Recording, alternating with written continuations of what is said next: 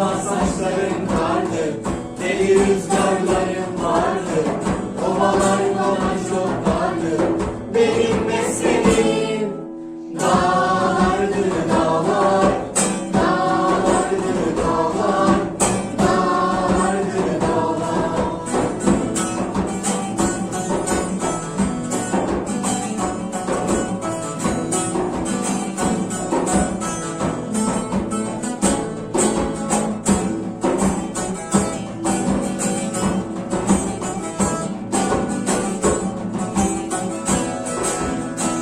Şehirler bana bir tuzak, insan sohbetleri yasak. Uzak olun benden uzak, benim mesleğim.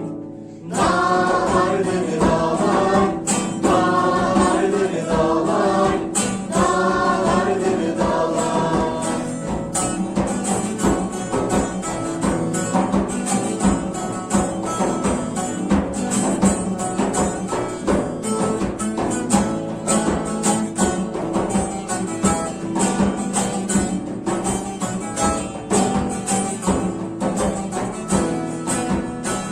Kalbime benzer taşları, heybetli öter kuşları, göğe yakındır başları, benim mesleğim.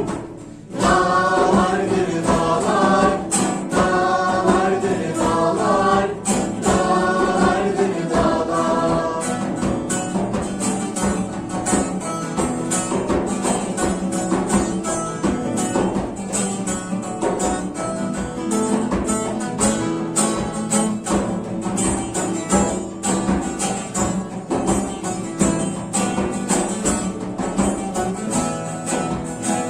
Yarim yerlere eğin, sevdamı yerlere eğin, yerleri bana gönderin, benim mesleğim.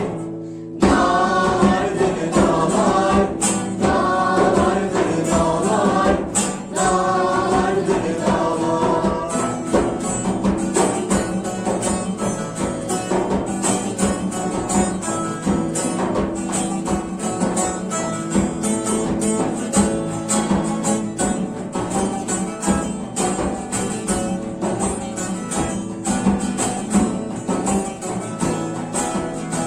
Benim kadrim bilirse, ismim azam alınırsa, yerim soran bulunursa, benim mesleğim.